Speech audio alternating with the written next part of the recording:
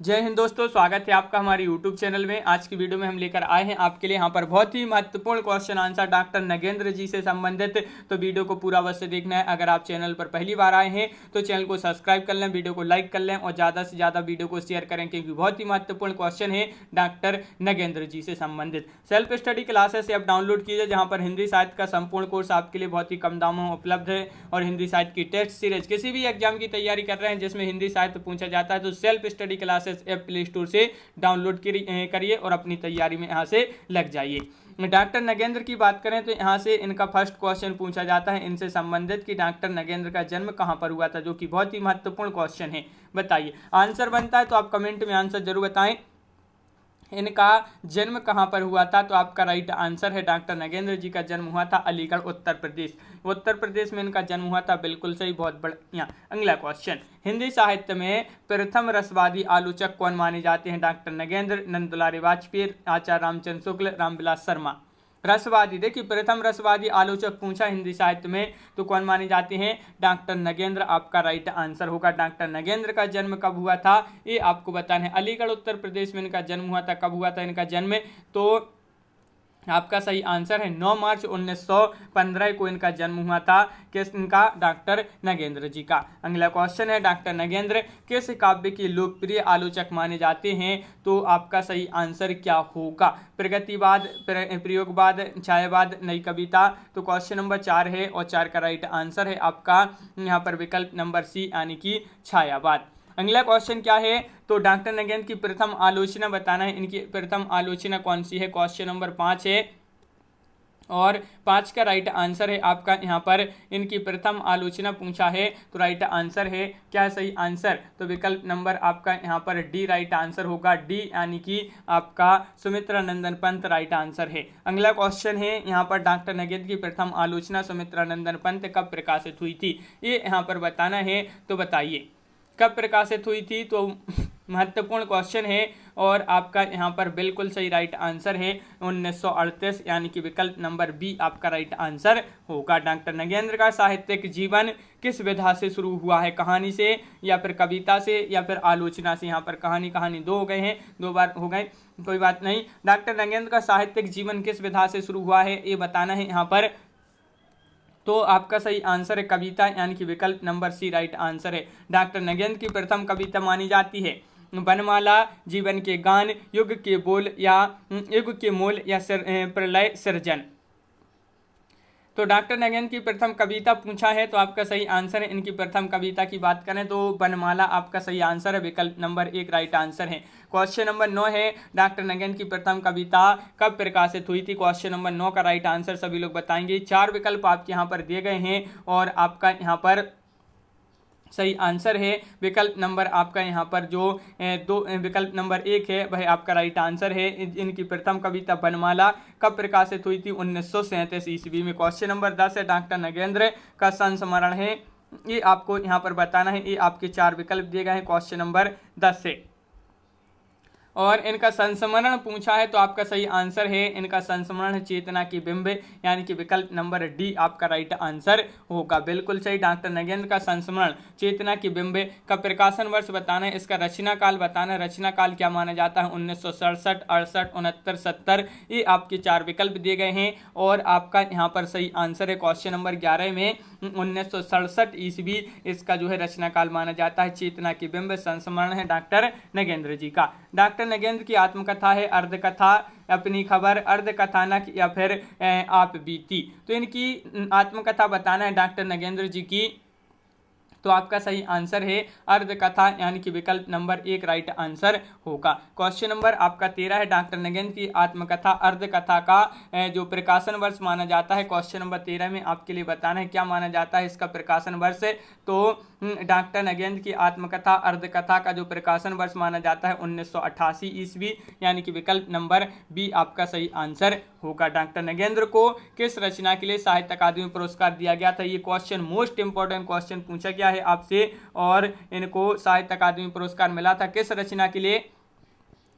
तो question number 14 है और 14 का राइट आंसर है आपका यहाँ पर विकल्प नंबर क्या होगा राइट आंसर। तो बिल्कुल सही राइट आंसर बताया कि विकल्प नंबर आपका एक राइट आंसर है, रस सिद्धांत आपका राइट आंसर होगा। और साहित्य अकादमी पुरस्कार कब दिया गया था डॉक्टर नगेंद्र को, ये पूछा है आपसे यहाँ पर। तो इनको साहित्य अकादमी पुरस्कार दिया गया था, कब दिया गया था डॉक्टर नगेंद्र जी को। क्वेश्चन नंबर 15 है और 15 का राइट आंसर 1965 ईस्वी में, विकल्प नंबर सी आपका राइट आंसर होगा। अगला क्वेश्चन है डॉक्टर नगेंद्र ने काशी नागरिक प्रचारणी सभा द्वारा प्रकाशित हिंदी साहित्य का बृहद इतिहास के किस खंड का संपादन किया था। किसने, डॉक्टर नगेंद्र ने। चौथे खंड का, पांचवें खंड का, छठे खंड का या सातवें खंड का। तो क्वेश्चन नंबर आपका यहाँ पर 16 है और 16 का राइट आंसर है। इन्होंने किया था छठे खंड का, छठे खंड का संपादन किया था किसने, डॉक्टर नगेंद्र ने। काशी नागरिक प्रचारणी सभा द्वारा प्रकाशित जो हिंदी साहित्य का बृहद इतिहास था उसका छठे खंड का इन्होंने संपादन किया। काशी नागरिक प्रचारणी सभा द्वारा प्रकाशित हिंदी साहित्य का बृहद इतिहास का छठा खंड कौन सा है, ये आपसे पूछा। छठा खंड है, बताइए। तो क्वेश्चन नंबर 17 है और 17 का राइट आंसर है वह छठा खंड है श्रृंगार काल रीतिवद्य, विकल्प नंबर बी आपका सही आंसर होगा। डॉक्टर नगेंद्र का यात्रा संस्मरण कौन सा है, ये आपसे यहाँ पर पूछा है। इनका यात्रा संस्मरण कौन सा है, 4 विकल्प दिए गए हैं यहाँ पर और 2 विकल्प में से ही बता दीजिए आप। तूफानों के बीच, तंत्रालोक से यंत्रालोक तक, इनका यात्रा संस्मरण पूछा है। तो आपका राइट आंसर है यहाँ पर विकल्प नंबर बी राइट आंसर होगा, यानी कि तंत्रालोक से यंत्रालोक तक, बिल्कुल सही आंसर होगा। अगला क्वेश्चन है, यहाँ पर थोड़ी सी ब्लर हो गई क्वेश्चन। डॉक्टर नगेंद्र की रचना अप्रवासी की कथाएं की विधा पूछा है, एक कविता है, कहानी है या फिर कहानी संग्रह है, रसवादी आलोचना है या यात्रा संस्मरण है। तो अप्रवासी की कथाएं किस विधा की रचना मानी जाती है, डॉक्टर नगेंद्र की रचना है और यात्रा संस्मरण माना जाता है, बिल्कुल सही, बहुत बढ़िया। साकेत एक अध्ययन का रचना काल बताना है, इसका रचना काल क्या है, क्वेश्चन नंबर 20 का आंसर बताइए।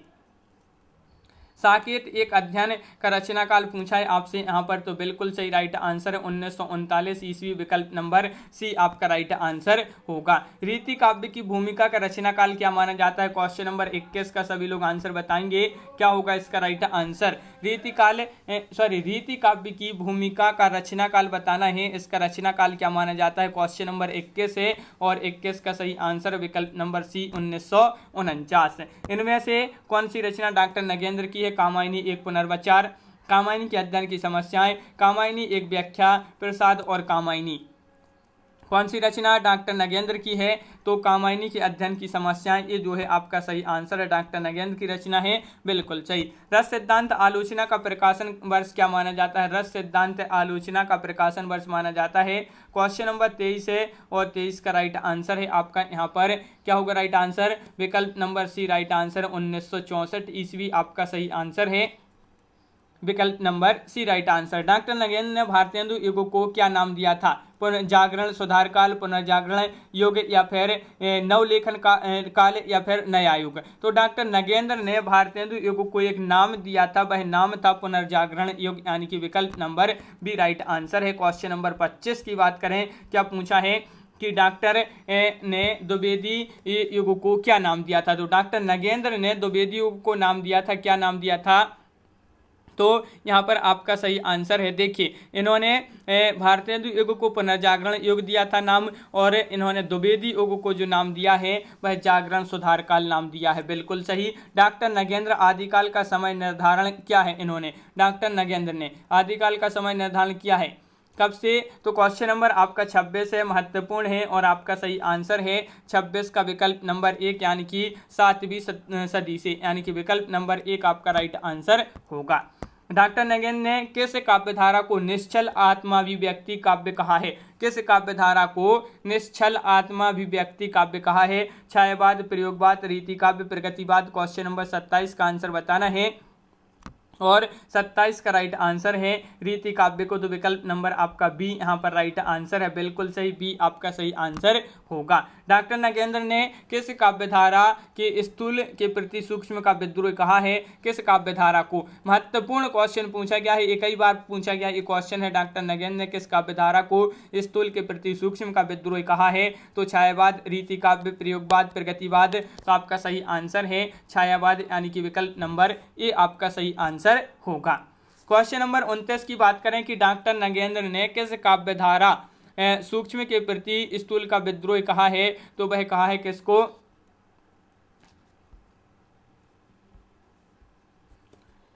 तो 6 बाद आपका राइट आंसर है विकल्प नंबर 1 आपका राइट आंसर होगा। क्वेश्चन नंबर 30 पूछा है डॉक्टर नगेंद्र ने अपनी किस आलोचना रचना को अपनी साहित्य साधना का सर्वश्रेष्ठ अंश माना है, तो क्वेश्चन नंबर 30 है और 30 का सही आंसर आपका यहाँ पर होगा, क्या होगा राइट आंसर? डॉक्टर नगेंद्र ने अपनी किस आलोचना रचना को अपनी साहित्य साधना का सर्वश्रेष्ठ अंश माना है, तो रस सिद्धांत यानी कि विकल्प नंबर 1 आपका राइट आंसर होगा। बिल्कुल सही। तो यहाँ पर अपन ने देखे बहुत ही महत्वपूर्ण क्वेश्चन आंसर थे अपने डॉक्टर नगेंद्र जी से संबंधित। कैसा लगा ये वीडियो कमेंट में जरूर बताएं। देखिए इनका जन्म 9 मार्च 1915 को जन्म हुआ था अलीगढ़ में और इनका जो निधन हुआ था 27 अक्टूबर 1999 में इनका जो है निधन हो गया था। और ये जो है हिंदी के प्रमुख आधुनिक आलोचकों में से एक थे डॉक्टर नगेंद्र। तो ये आपको याद रखना है, बहुत बढ़िया। यहाँ पर बहुत ही महत्वपूर्ण क्वेश्चन अपन ने देखे डॉक्टर नगेंद्र जी से संबंधित। तो आज की वीडियो में बस इतना ही। सभी लोग वीडियो को लाइक करें, शेयर करें, चैनल को सब्सक्राइब कर लें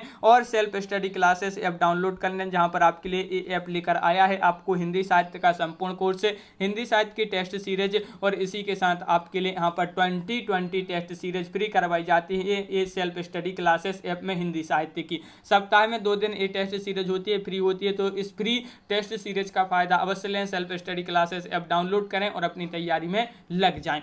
आज की वीडियो में बस इतना ही। सरसा पब्लिकेशन कविमाला वस्तुनिष्ठ प्रश्न की ये बुक है, तो जो भी खरीदना चाहते हैं तो वह खरीद सकते हैं। आज की वीडियो में बस इतना ही। सभी के लिए बहुत बहुत धन्यवाद। जय हिंद।